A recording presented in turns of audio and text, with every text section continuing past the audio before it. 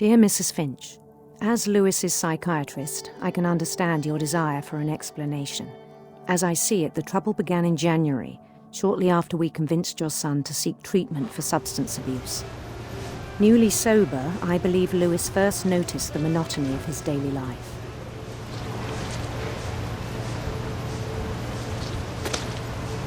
He kept working at the cannery, but he withdrew part of himself. In our sessions, I saw the same behavior.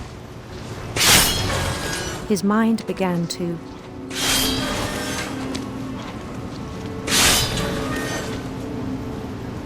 wander. I asked him to describe it. He said he started small, imagining a labyrinth. He'd feel his way about. Then something moved. Bats and toads and things that have not names. He knew it was all in his head, but he took it very seriously. I had hoped he'd find himself.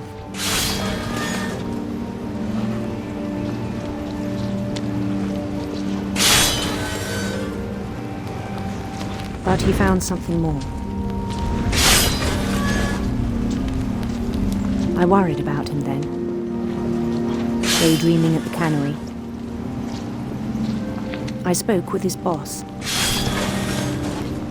but he said Lewis had become a model employee. Methodical, tireless, focused. Like a whole new Lewis. So I let him go on.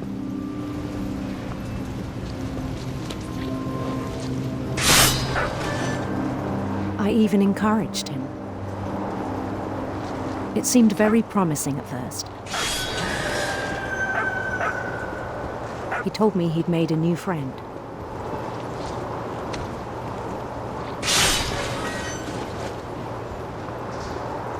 On the edge of a city he named Lewis-topia.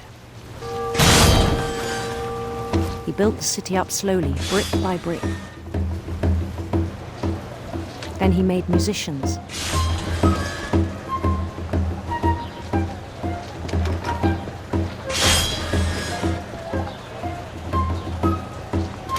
And songs for them to play. He talked about starting a band.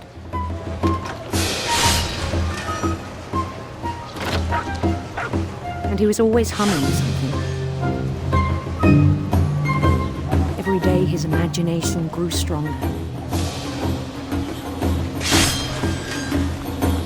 He no longer spoke at the cannery, but his chopping was as reliable as ever. Then one day it struck him that all the cheering crowds, even the stones under his feet, were all in his imagination, so he could do whatever he wished.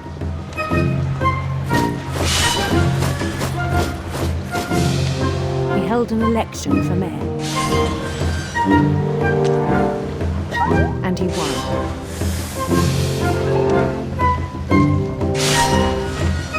They begged him to stay, but his mind was already wandering. It became a game for him.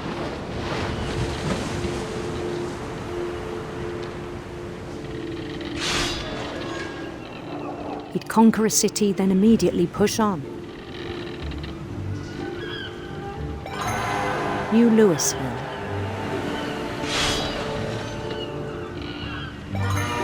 St. Louis. He started drifting away from our reality.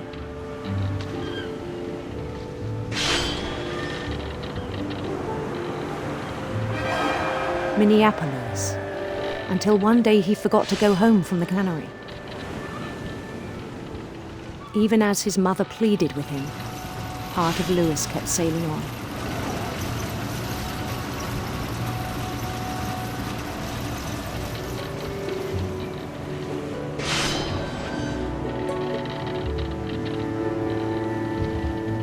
In Louisburg, he heard rumors of a handsome queen.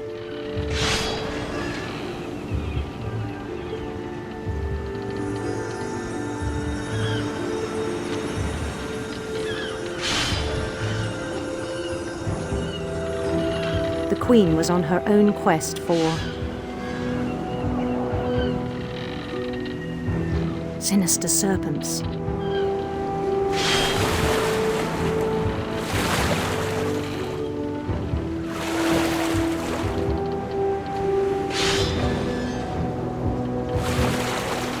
followed the sound of her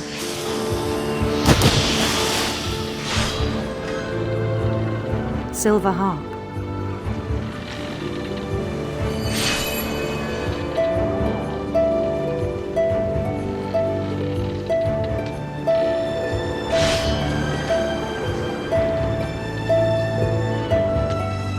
His chase led him to a golden palace east of the sun and west of the moon. Even then, his logic remained sound. He knew the world was all in his imagination.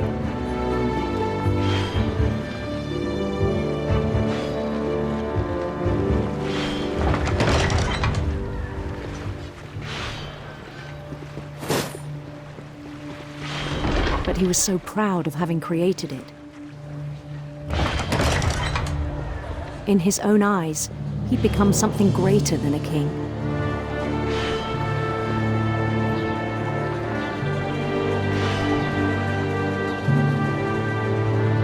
For someone who'd never known success in the real world, I think it was overwhelming. And then it struck him that the real Lewis was not the one chopping salmon, but the one climbing the steps of a golden palace.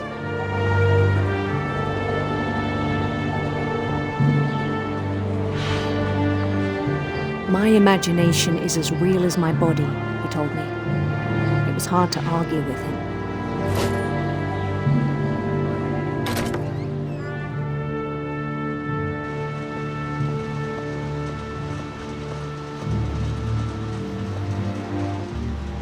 He began to forget the world we know.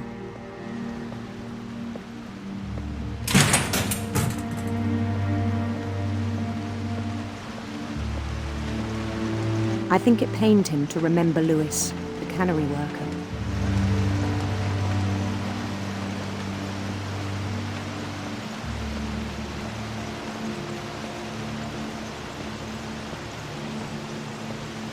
He began to despise the man with a royal contempt.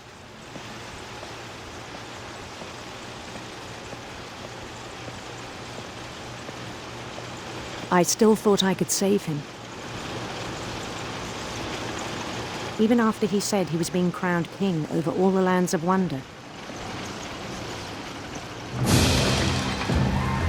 The palace would be packed with his companions.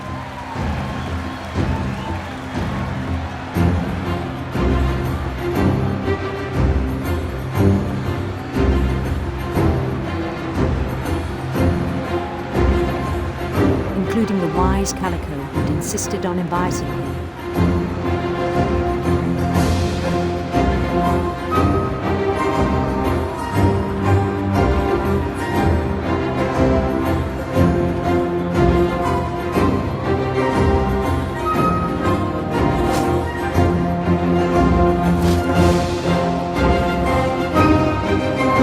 His queen waited, holding his crown.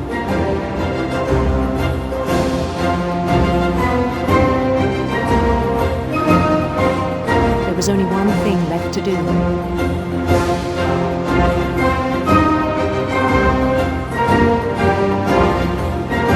Bend down his head.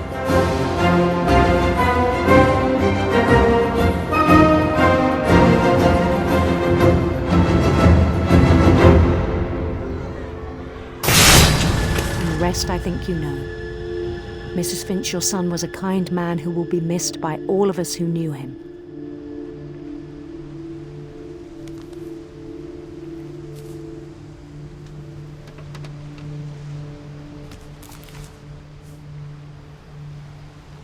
My brother was really cool. I wish you could have met him.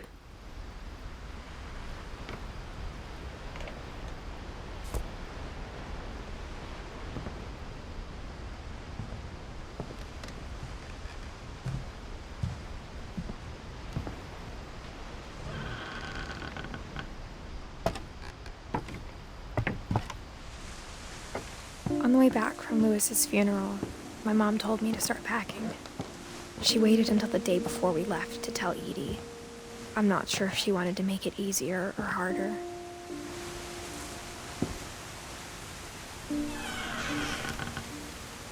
I wish we'd stayed. But I understand why we left. What happened that night had been coming for a long time. Maybe it should have come sooner.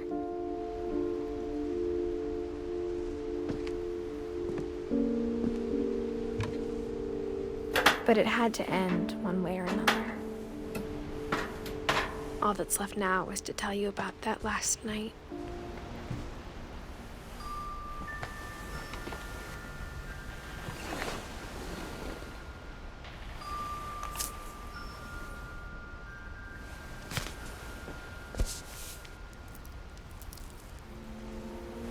That whole last day, Edie just watched us pack and didn't say a word.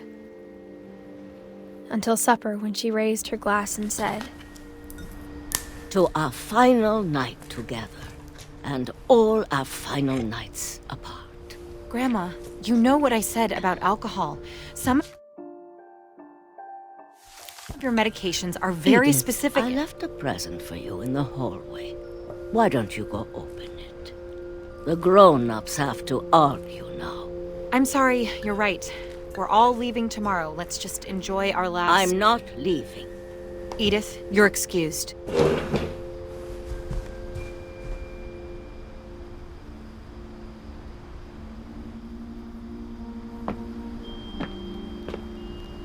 The power had been shut off that morning, but Edie always had plenty of candles. When my mom sealed the library, I don't think she knew about the other entrance. Or that Edie had a key to it.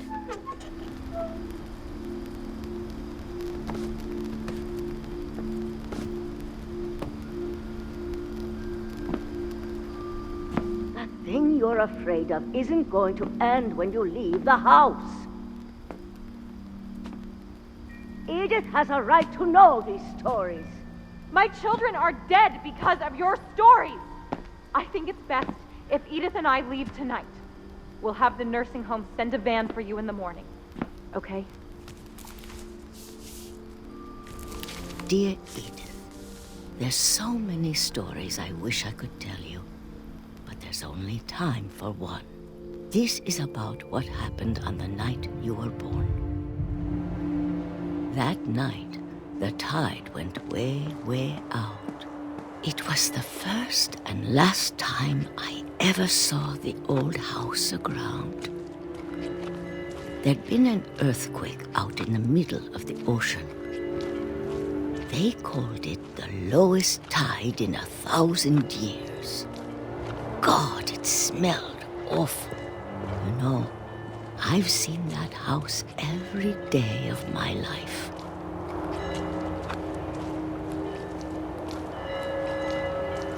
But I never thought I'd go back to it.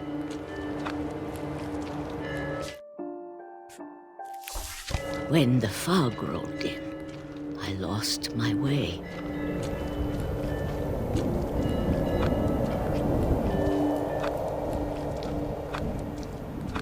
I got turned around.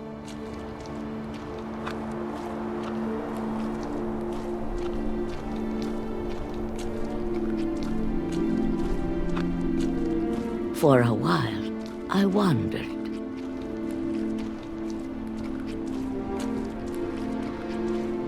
I started seeing things.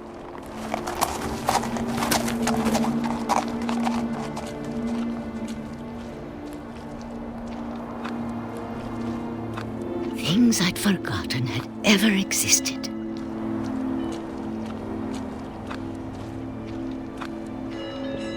But when I saw them, they felt like old friends. That night, a lot of things came back to me. Or maybe I came back to them.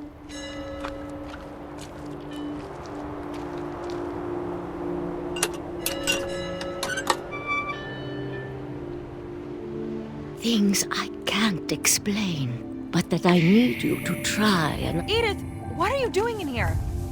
It's mine. Edith! Mom, you're gonna rip it! Let go!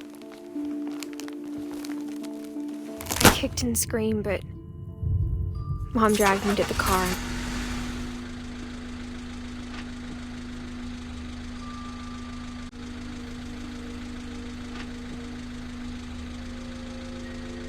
I never saw Great-Grandma Edie again. The next morning, the van came to pick her up, but she was already gone. After that, we moved around a lot.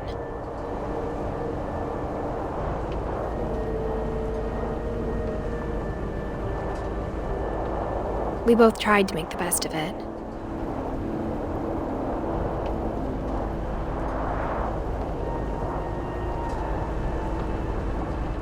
A few years went by.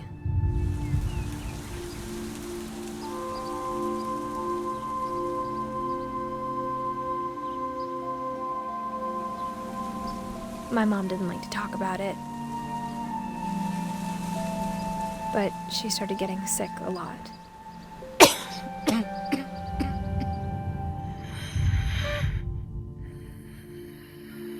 She got better for a while, and then she didn't. And then I was alone. The last Finch left alive.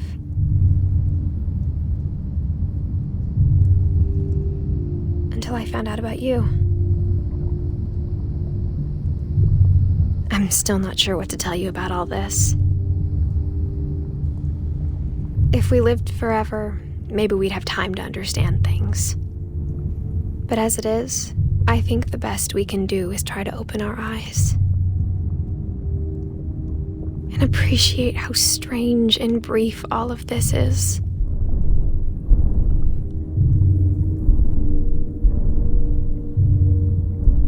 This journal was supposed to be for you. But now I hope you'll never see it. I just want to meet you and tell you all these stories myself. But I guess if you're reading this now, things didn't work out that way.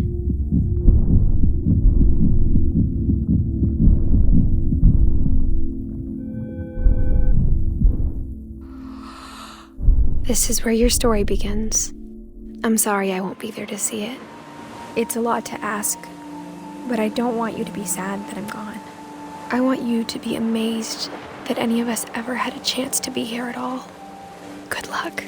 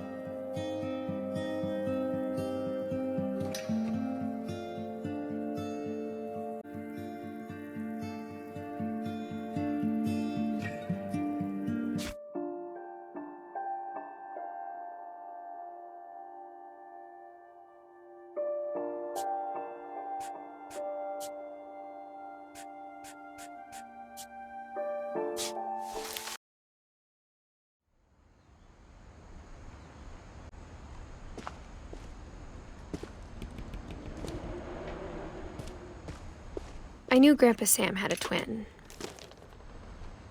and that he never talked about him. I guess my grandpa didn't like history any more than my mom did.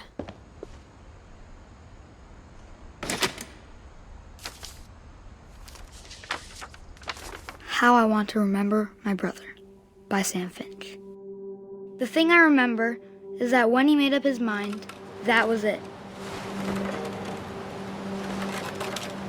My brother said he'd die before he ate another mushroom, and he did. At Barbara's funeral, we swore we'd never be afraid again, and he wasn't.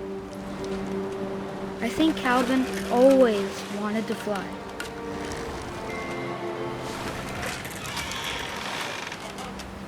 Sam! Calvin! Dinner's ready! Coming! But that day, he finally made up his mind to do it. I told him going around was impossible.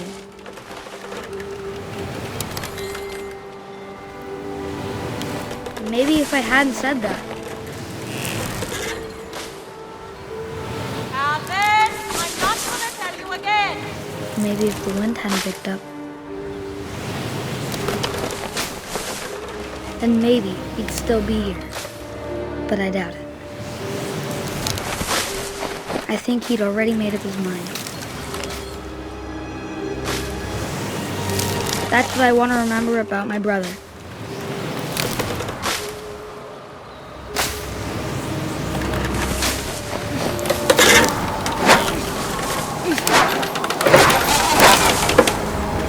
The day he made up his mind to fly. And he did.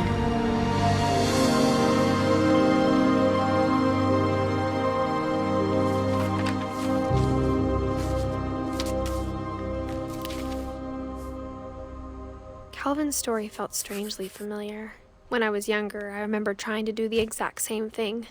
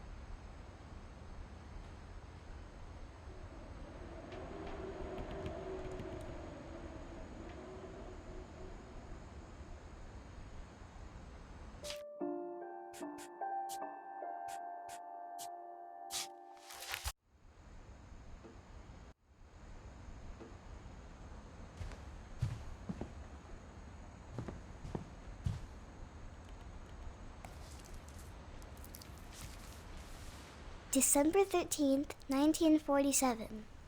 Dear Diary, I'll be gone soon, but I wanted to tell somebody about what's gonna happen. It started when Mom sent me to bed without dinner. I woke up and I was starving, so I looked around for something to eat.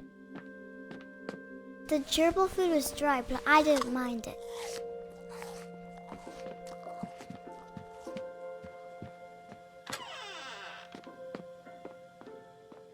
I ate a lot of things that night.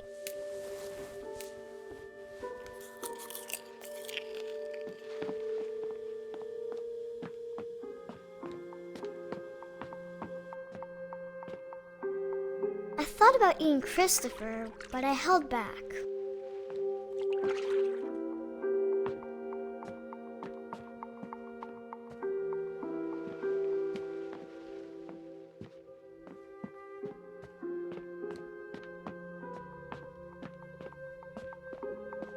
I kept eating and eating.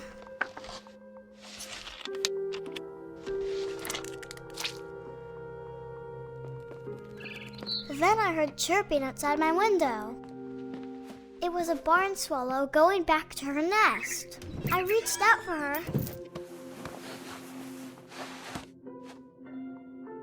And suddenly,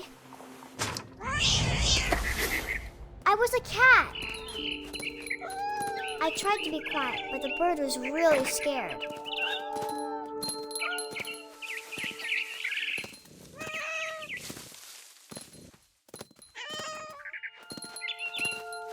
The babies were all gone.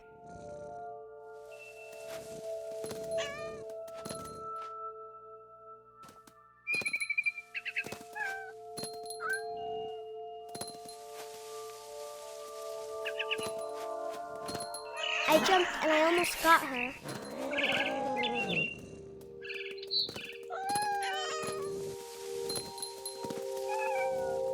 I could tell she was getting really tired.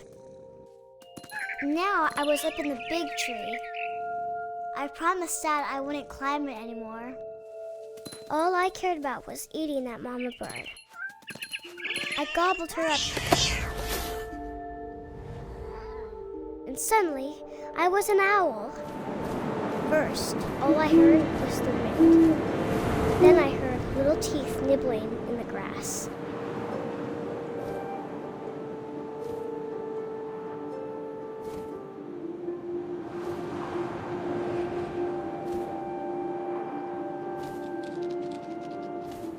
Rabbits.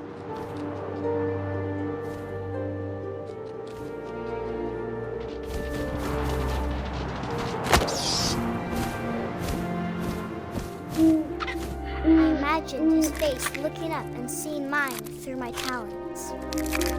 I swallowed him up, and I didn't chew one bit. Then I flew off to find something bigger.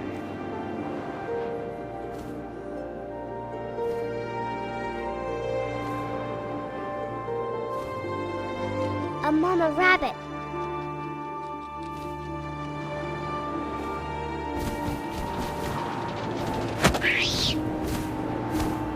Carrie. I started choking, but I couldn't stop eating. And suddenly, I was a shark.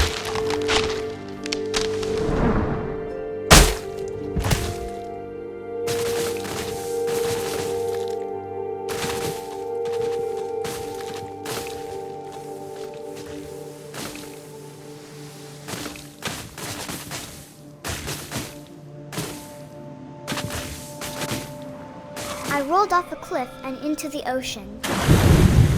Now, I was hungrier than ever.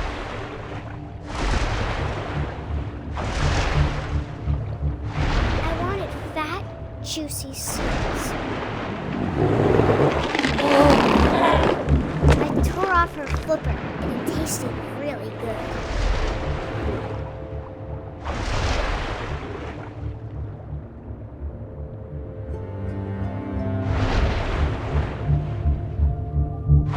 Grabbed on tight. When I was so hungry, I jumped out of the water. When I opened my eyes, everything had changed.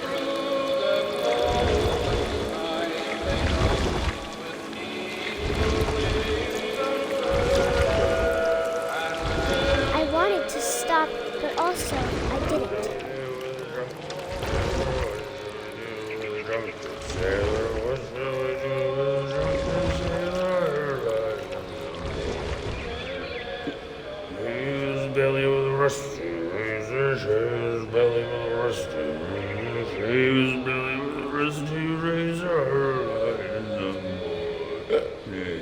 What shall we do with a drunken sailor? What shall we do with a drunken sailor? What shall we do with a drunken sailor? Put him in bed with the captain's daughter. Put him in bed with the captain's daughter. Put him in bed with the captain's daughter. What shall we do with a drunken sailor? What shall we do with a drunken sailor? What shall we do with a drunken sailor? Struck with a longboat till he's sober. Struck with a longboat till he's sober. Struck with a longboat till he's sober. What shall we do with a drunken sailor? What shall we do with a drunken sailor? What shall we do with a drunken sailor?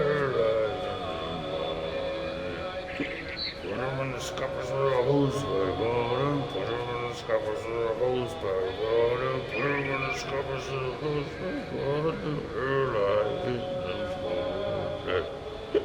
What shall we do with a drunken sailor? What shall we do with a drunken sailor? What shall we do with a drunken sailor?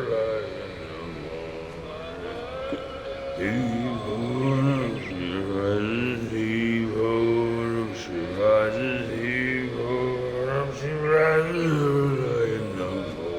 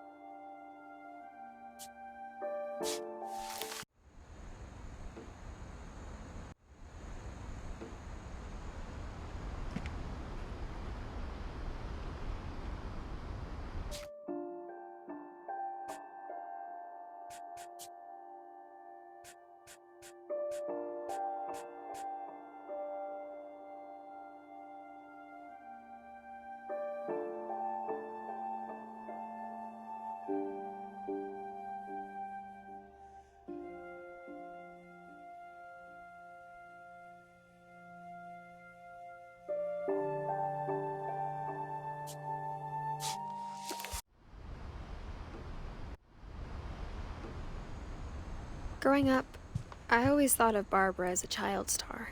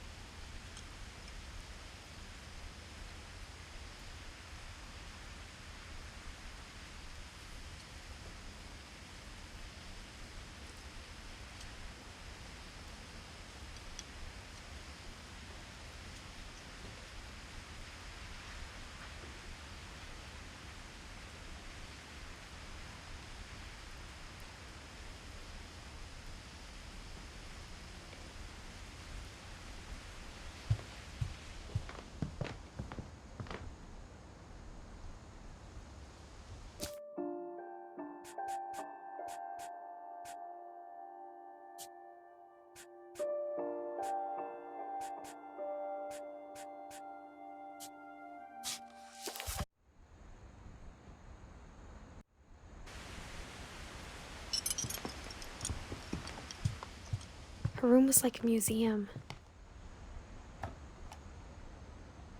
For 500 years, the Finches have been famous throughout Norway for their fortune and misfortune.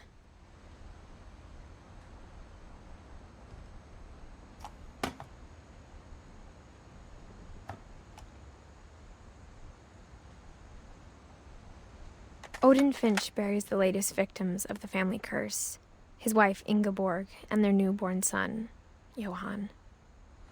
On January 7th, 1937, he set sail with his family and his house, hoping to leave the curse behind. But 40-foot waves off the coast of Washington send the house and Odin to Odin's daughter Edith. Odin Finch is the first. His daughter Edith is already dreaming of a new Finch house.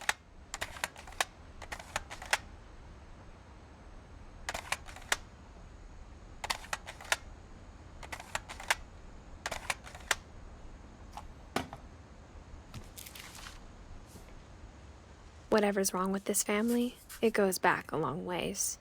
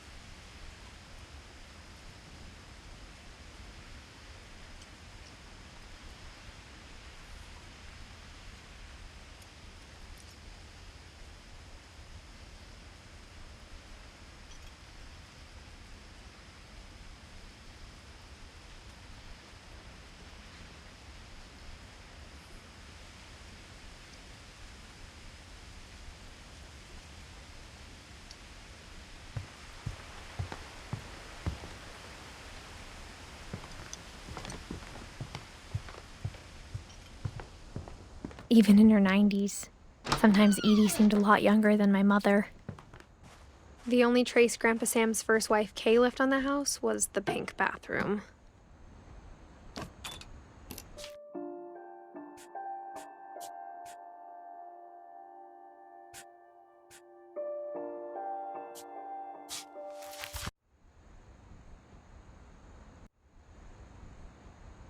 Growing up, I always thought of Barbara as a child star.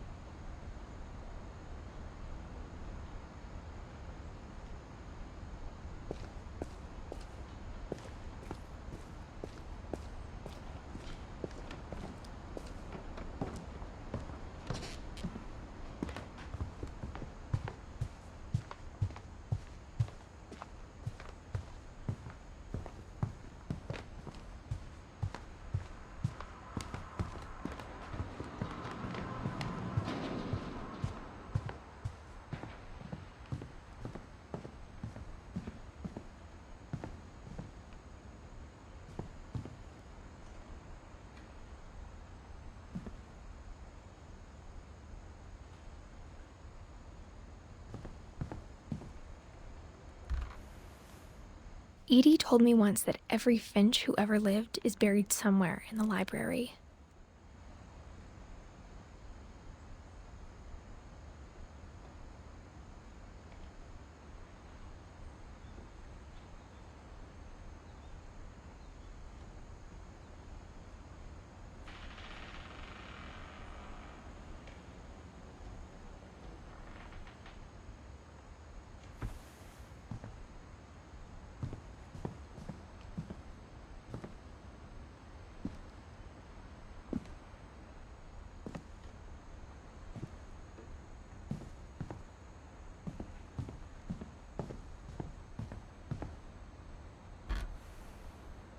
The last time I was in Edith Sr.'s room, I was 10 and she was painting my portrait.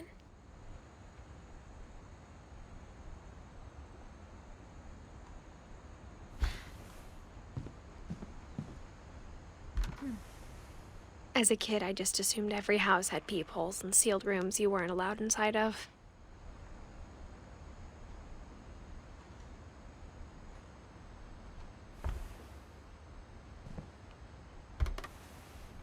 My Grandpa Sam spent 7 years sharing a room with his dead brother, Calvin.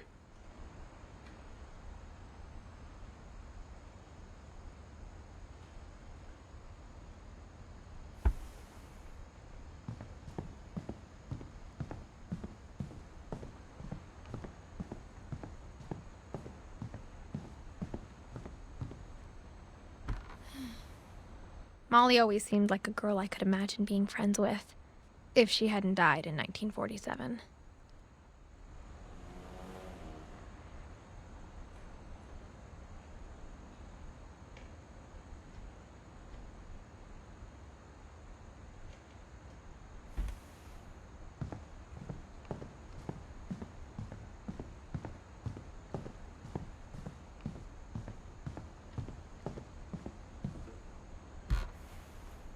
Barbara was a child star for 2 years, until America grew out of it.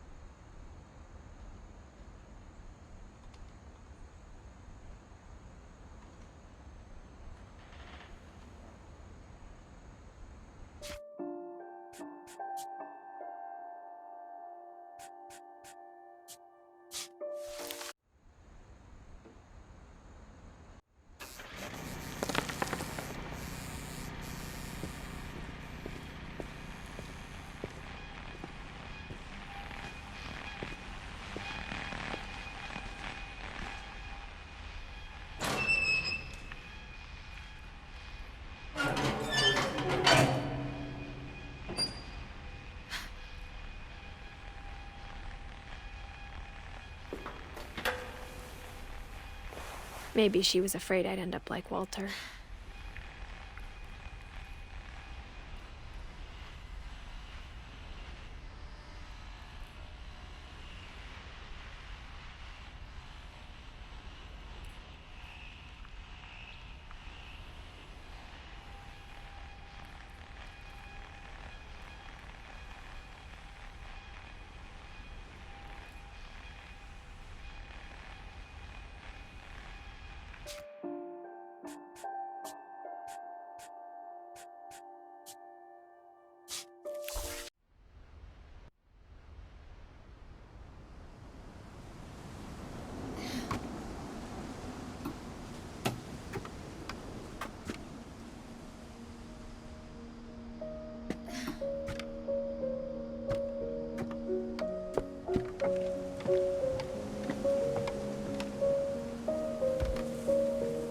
After Milton disappeared, the only thing he left behind was a room full of paintings.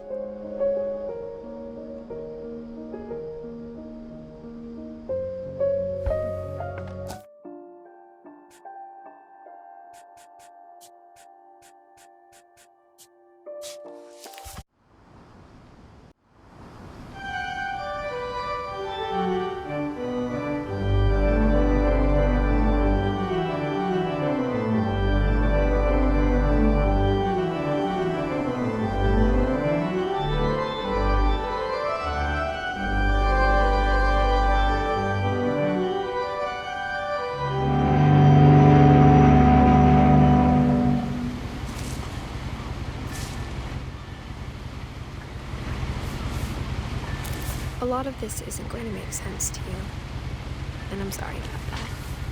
I'm just going to start at the beginning, with the house.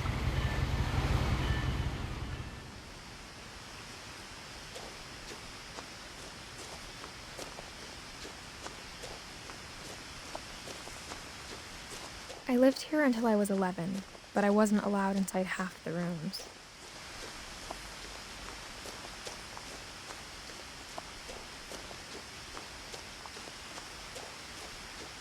I hadn't been back since my brother Lewis's funeral.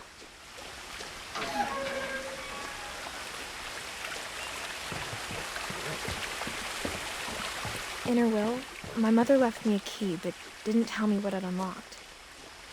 Maybe she thought I'd know, or she thought that the mystery would be enough to bring me back.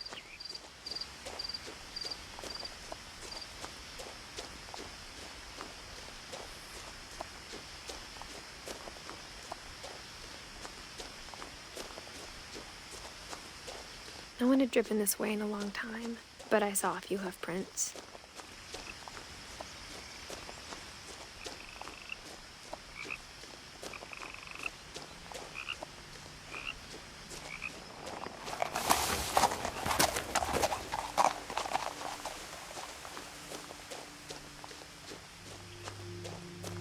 The truth is, even after I inherited the house, I never thought I'd come back to it. But now I had questions about my family that only the house knew the answers to.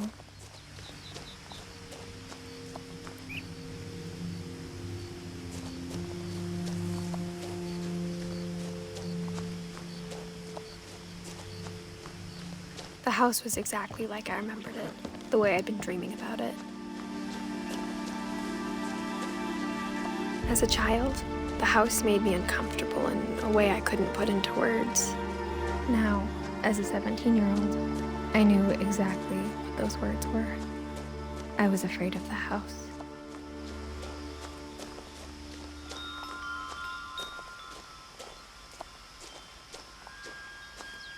The house felt like it had always been here. Even the swing set was older than my mother.